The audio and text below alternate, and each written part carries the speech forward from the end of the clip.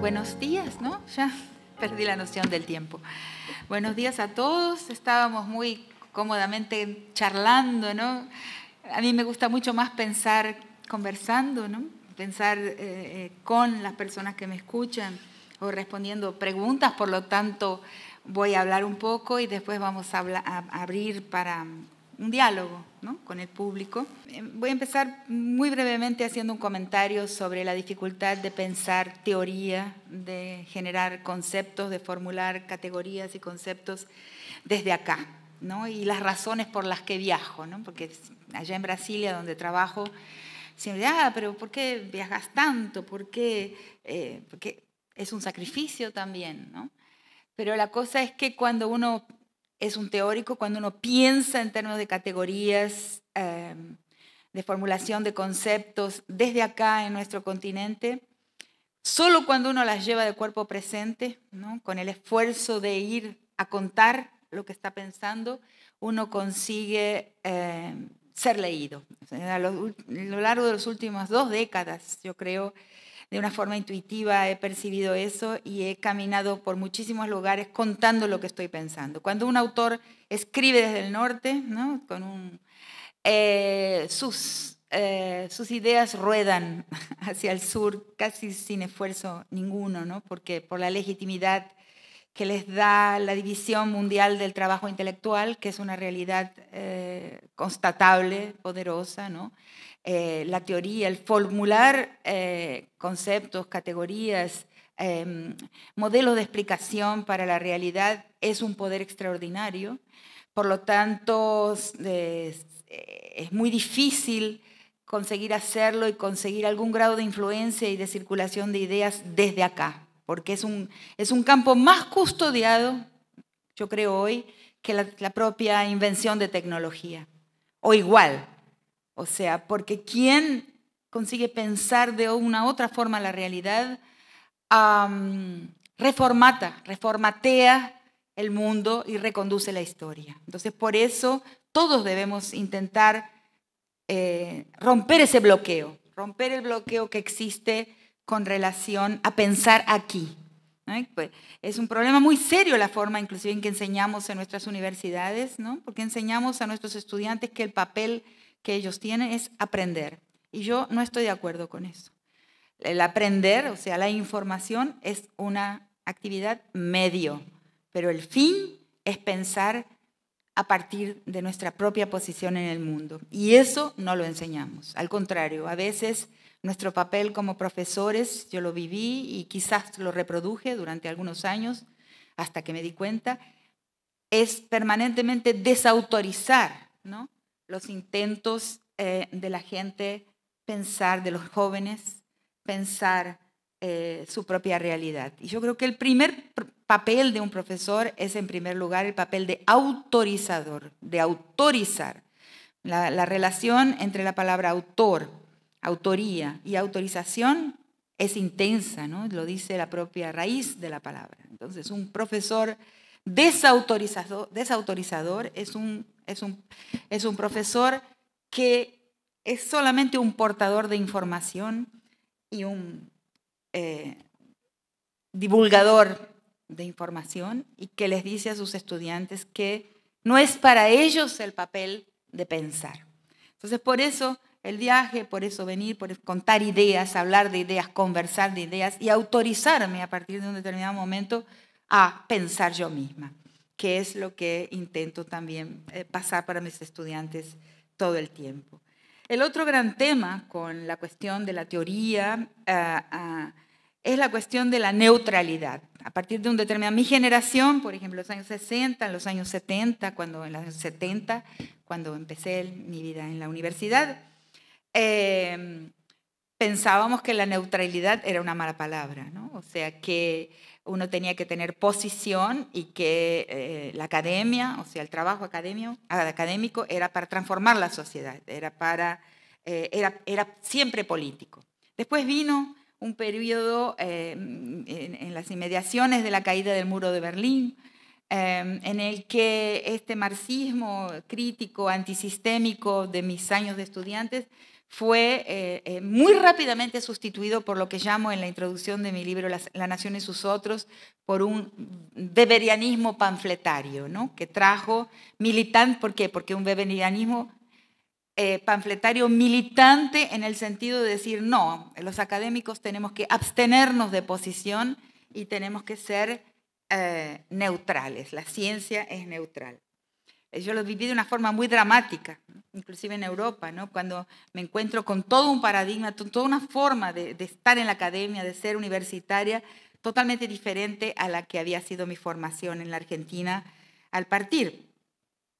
Y luego, muy recientemente, entendí algo, ¿no? Lo convivo con mis colegas de universidad en Brasilia, con los que fueron mis colegas durante 25 años en el Departamento de Antropología, cuando luché por las cotas, como fue dicho aquí, cuando fui coautora de la primera propuesta de ingreso y permanencia de estudiantes negros en un país como Brasil, que es la mayor nación africana después de Nigeria, ¿no? En términos numéricos, ¿no? De números absolutos de población con el trazo de la afrodescendencia, hoy en día 53%, ¿no?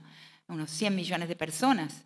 Entonces la universidad era blanca, completamente blanca. Cualquier universidad, inclusive la universidad en Bahía, en Salvador, que es un estado, una provincia totalmente negra. Entonces ahí empezamos una lucha que fue terrible, que fue difícil, porque democratizar racialmente la universidad brasilera no es lo mismo que democratizar racialmente la universidad en Estados Unidos, donde la proporción de la población afrodescendiente es del 13%.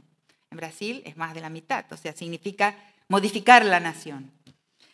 Entonces, en ese momento, claro, la primera respuesta era no, pero la neutralidad científica, ¿no? O sea, el argumento de este weberianismo panfletario de que les estoy hablando. Entonces, lentamente comienzo a darme cuenta que ahí hay un gran engaño, ¿no? ¿Por qué? Porque el primer paso de toda investigación, de todo trabajo científico, es la pregunta.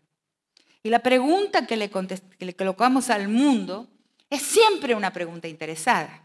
O sea, una propuesta de investigación que en el contexto que el campo que va a observar quiere observar dónde está el poder, cómo actúa el poder, o sea, las relaciones de poder en ese campo, es totalmente distinta, para dar un ejemplo, que una pregunta investigativa, que un proyecto de investigación que quiere ver cómo una sociedad se mantiene en equilibrio y prosigue su historia a pesar de las tensiones, o sea, en un grado relativo de equilibrio y armonía. Por ejemplo, son preguntas diferentes. Las dos son importantes. Uno no elige una teoría u otra porque es mejor la teoría. No hay una teoría mejor que otra.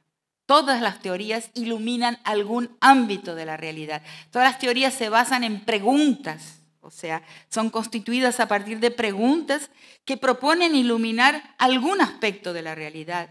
Entonces, toda pregunta teórica es interesada y por lo tanto es plenamente arbitraria y por lo tanto es plenamente política. El segundo momento es el momento de la observación. Y en ese segundo momento, sí, la objetividad científica es importantísima. O sea, los defensores del weberianismo panfletario, con los que me he enfrentado durante décadas, funden dos momentos de cualquier investigación en uno solo. El momento de la pregunta, el momento donde elijo teoría, ¿no? Ya adulta, no porque un profesor me cae más simpático que otro, sino porque libremente formada, autónoma, digo no. Esta teoría se dirige más a responder mis preguntas. Pregunta por lo que yo quiero preguntar. Eso es político, es interesado. Y luego el momento de la objetividad científica, sí. De la observación del mundo con el mayor grado de abstención y neutralidad que nos es posible. Y luego un tercer momento, que es el último que descubro, justamente es el subtítulo de este último libro, Una antropología por demanda. Entonces, en este tercer momento es responder con nuestros resultados de investigación a las preguntas del mundo hoy, a las preguntas que el mundo quiere ver respondidas hoy, que es un ejercicio que hacemos muy poco, sobre todo los antropólogos, y que mi disciplina, por lo menos en Brasil, que es el país que más conozco, se ha ido transformando en una disciplina cada vez más técnica, más de especialistas. El etnólogo no habla con el que estudia las religiones o las tradiciones afro-brasileras, el que le interesa antropología y derechos humanos habla muy poco con, en fin, los campos dentro de la propia disciplina son de especialistas y se vuelven técnicos en este sentido, de que producen conocimiento, pero sin una conciencia clara o una noción muy clara de a quién está destinado. Entonces, la elección de un destinatario, la elección de un receptor es el tercer momento. O sea, ¿quién me pregunta? ¿Quién me propone preguntas? ¿Y a quién le respondo? Entonces, en el libro me expando más en ese tema, mostrando en lo que sería una disciplina social de las ciencias sociales a pedido, ¿no? Me expando mucho más comparando con las formas anteriores, la diferencia con una antropología aplicada, por ejemplo, o la diferencia con la fase posmoderna, de la especularidad, de la reflexividad, de una antropología, de un antropólogo que practica la reflexividad con sus resultados. Es otra cosa, es simplemente la idea de que existe un interlocutor y que lo podemos elegir, que podemos elegir quién nos dicta las cuestiones de interés para el presente. Entonces, dicho esto, les cuento que he venido trabajando durante tiempo sobre las cuestiones de género, violencia de género y también sobre el tema racial, la discriminación y las luchas contra el racismo. Y que la perspectiva que más me ha ayudado, o sea, que he adoptado como mía, con inflexiones que son mías también, sí, no como dogma, no como el pertenecimiento a un club de iniciados, o sea, tiene un aspecto en algunos autores, la disciplina de la perspectiva de la colonialidad del poder y del análisis decolonial, la perspectiva decolonial. Para algunas personas tiene algo, ha sido fetichizada como un discurso, un conjunto de palabras que hablan una gente que pertenece a una logia de iluminados, de iniciados. Este aspecto no me gusta, es un aspecto que contamina la grandeza de esta perspectiva y que no tiene nada que ver conmigo y tampoco tiene nada que ver con quien considero ser su más importante autor, formulador para nuestro mundo latinoamericano, que es Aníbal Quijano, que es un autor que a partir de un momento empiezo a estudiar en profundidad, lo cual no ha sido fácil porque su obra, después justamente a partir de ese interregno, a partir de la caída del muro de Berlín, del fin de la Guerra Fría, del fin de la división bipolar del mundo, él se liberta de una sociología que llamaríamos formal, de publicación de libros, de la perspectiva de la dependencia, de la cual era un miembro, alguien que contribuía al pensamiento de la dependencia en una de sus variantes, pero digamos como un sociólogo, lo que llamaríamos un sociólogo convencional. Él se liberta y empieza a pensar de una forma suelta, ¿no?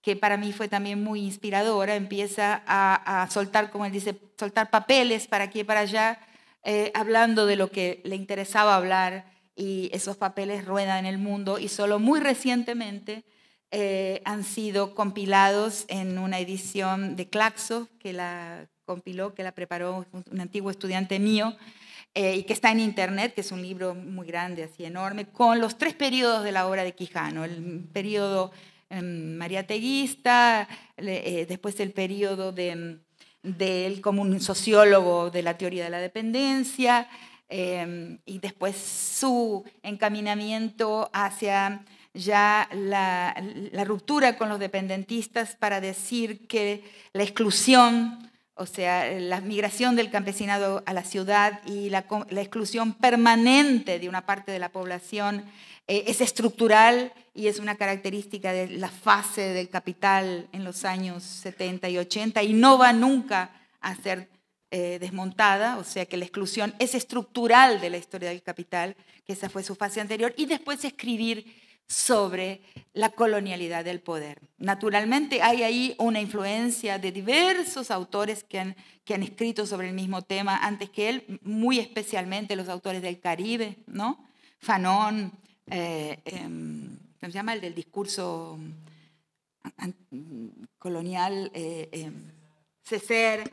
Exacto, hay una influencia, pero él lo escribe a partir de una perspectiva sobre todo andina, porque es un autor andino que vive la mayor parte de su tiempo en Perú, que no ha abandonado el Perú de forma definitiva en ningún momento, a no ser por breves periodos de exilio o para dar algunos cursos cortos en países del centro, y a pesar de infinitas ofertas de volverse un catedrático en universidades importantísimas del mundo, nunca lo aceptó y permaneció en Lima, permaneció en su lugar, pensando su lugar y entre sus amigos. Ese es un autor, por ejemplo, que conversa pensando y que piensa en conversación. Entonces, por varias razones que son simultáneamente de la formulación muy perfecta de la perspectiva de la colonialidad, que es, digamos, el primer capítulo del libro que acaba de ser citado, donde es una especie, es la única vez en mi vida que hago una exégesis, ¿no? Que hago un análisis, un pequeño manual sobre el pensamiento de un autor, porque en ese momento lo pensé necesario y después salió la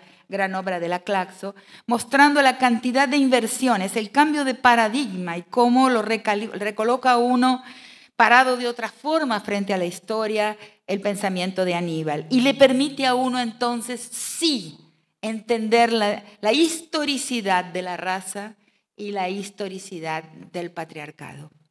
Entonces, muy brevemente voy a pasar revista a esto que acabo de introducir. Y después abrir para las preguntas. ¿Cómo lo hace? ¿No? ¿Cuál es la primera inversión, ¿no? Que junto con Wallerstein publican en los 500 años, ¿no? En un texto conjunto en que Wallerstein accede a la idea, concede verdad, digamos, concede autoridad a esta idea de Quijano de que el sistema mundo, o sea, la propia organización del mundo a partir del capitalismo, solo puede ocurrir después del evento americano. O sea, que la colonia precede a la modernidad, al capitalismo, o sea, va a construir modernidad, capitalismo y desarrollismo, pero que es necesario primero, el primer evento colonial, que es el encuentro de unos barquitos del mundo de allá con estas costas del lado de acá, y lo digo de esta forma porque no puede ser narrado de ninguna otra forma. O sea, Quijano nos muestra que, que toda narrativa con la que podemos relatar el evento del encuentro, de la conquista y la colonización, no puede hoy en día ser hecho, toda narrativa no puede ser construida sino con términos, con palabras que son posteriores al evento. Inclusive uno mismo, con toda esa prevención, acaba hablando muchas veces del descubrimiento. Un descubrimiento donde el descubridor no existía y el descubierto tampoco, porque no existía España. España se va constituyendo, se va armando, va conquistando los territorios del sur de la península, lo que no es una reconquista, o sea, una cantidad tan grande de equivocaciones, ¿no? Que uno cae tardíamente, ¿no? Solo cuando estuve en la mezquita de Córdoba me di cuenta de que me habían contado un cuento, porque no existe ninguna invasión de 9 siglos. Si existiera una invasión de 9 siglos, acá vamos bien todavía podemos, porque llevamos 5 solamente, ¿no? Darse cuenta de esos cuentos, ¿no? Que hemos aceptado con tanta facilidad. Entonces, el mundo árabe, mediterráneo, en España no fue un mundo invasor, sino que eran los pobladores de ese espacio físico. España no existía porque solo se va constituyendo simultáneamente con la Constitución, con la emergencia de América como una entidad, o sea, como una categoría que describe un continente. Y infelizmente todas las narraciones sobre ese proceso las hacemos desde el presente, que no se parece en nada al momento en que sucedió. Entonces Quijano dice, la modernidad misma, además de lo que ya había dicho Marx, en el sentido de que sin las minas americanas, sin Potosí, no hubiera podido realizarse la acumulación originaria, o sea, no hubiera tenido el paso inicial, el proyecto histórico del capital, o sea, dependió de las minas americanas y del trabajo indígena y africano y negro. La posibilidad de esa acumulación que da el paso inicial del proceso de la acumulación capitalista. También la modernidad, y esa es una idea de Quijano que a mí me parece fascinante, no puede realizarse, constituirse de verdad, sino a partir del evento americano. ¿Por qué? Porque en Europa existían invenciones, existían descubrimientos científicos, ¿no? Pero todo descubrimiento científico y toda invención tecnológica era siempre validada, permitida desde un pasado. O sea, la permisión, o sea, el valor de lo nuevo, la aceptación de la innovación, no era por su propia calidad de novedad o de descubrimiento o de invención, sino por su validación a partir de la lectura bíblica y a partir de la llave de la iglesia. O sea, la iglesia era que autorizaba el camino de los descubrimientos y las invenciones. Cuando, dice Quijano, cuando emerge América en la faz del planeta como una entidad nueva y en un tiempo brevísimo de 100 años se reorganiza la episteme, o sea, se reorganiza toda la forma en que la humanidad se ve a sí misma, muy rápidamente, aparece un valor que no existía, que es el valor como validador, como caución, como fuente de validación, el valor del descubrimiento. Entonces, todas las acciones humanas pasan a ser leídas desde el futuro y ya no desde el pasado. Y eso es la modernidad. No existe espíritu de lo moderno, no existe espíritu de la modernidad, sino hay ese cambio, ese giro de la validación desde el ancla del pasado a la construcción del futuro. Modernidad es futurista por definición. Entonces ese cambio es un cambio solo posible a partir del evento que pasa a ser llamado evento americano, porque tampoco América existía. Una cantidad de entidades de la episteme, o sea, de elementos de la cognición humana que se forman muy rápidamente en un periodo muy corto de tiempo y que si los percibimos hoy nos llevan a ver la historia de otra forma, porque él dice América inventa Europa. Por eso su perspectiva es muy distinta a la perspectiva postcolonial, donde están muy cerca los países de los pensadores postcoloniales de la administración ultramarina, de la administración británica o francesa, y su problema es postcolonial, o sea, la colonia está ahí. En nuestro caso, Quijano dice, no entiendo qué es lo postcolonial, porque nosotros, la administración metropolitana se fue de nuestras costas hace mucho tiempo, pero la estructura colonial del mundo nunca fue abandonada. La estructura colonial de nuestras subjetividades nunca fue revisada, nunca fue modificada. ¿Y qué es lo que está en el centro de la estructura colonial de nuestra subjetividad?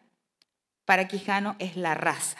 O sea, la raza es el concepto clave de la perspectiva de la colonialidad del poder. No hay otro. Todos los otros son secundarios con relación a una organización racial del mundo. Donde, y esta es una definición preciosa, sintética, que está en una línea de este autor que estoy citando, pero nos interesa mucho porque él lo va a decir para la raza, pero también exactamente el mismo tipo de estructura se le puede dar a la definición del patriarcado. Presten atención. Para Quijano, la raza es una invención colonial. Antes del proceso de la conquista existían guerras xenofóbicas, guerras contra el bárbaro, el otro tribal, guerras tribales, guerras nacionales. Existían varios tipos de guerras y prevenciones y formas de esclavitud, inclusive, del otro como otro. Pero la raza, dice él, tiene una diferencia fundamental porque la raza es la utilización de la ciencia para marcar al otro. Entonces, es la atribución de una biología a la desigualdad.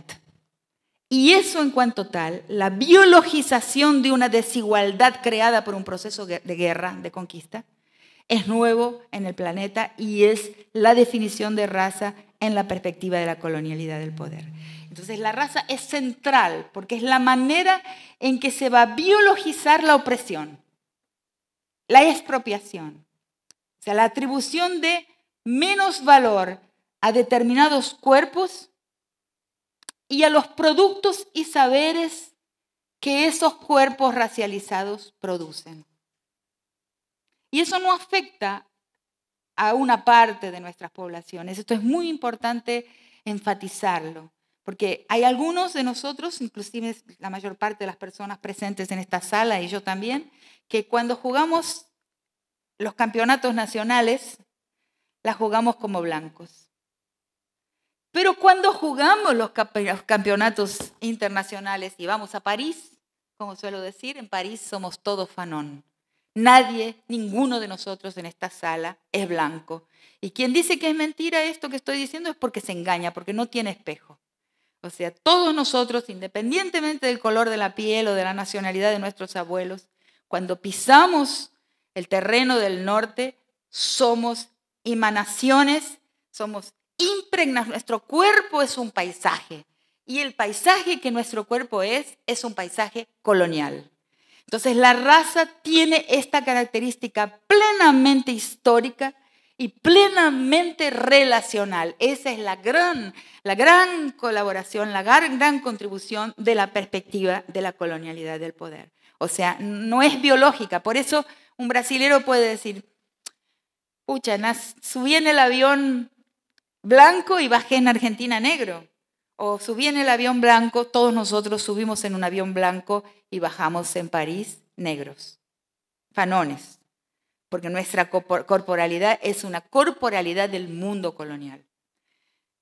Entonces eso es muy importante porque realmente nos recoloca en el mundo con otras alianzas, con otras lealtades y con otra perspectiva y con una verdad mayor. Una verdad mayor. Esto no es muy distante de lo que las feministas acaban, Judith Butler y compañía, acaban también diciendo para el género. El género no es otra cosa que la atribución de una biología a una desigualdad. O sea, hay una inversión importantísima ahí de lo que consideramos primero y después, del orden de la atribución, ¿no? Y las definiciones podrían ser exactamente iguales.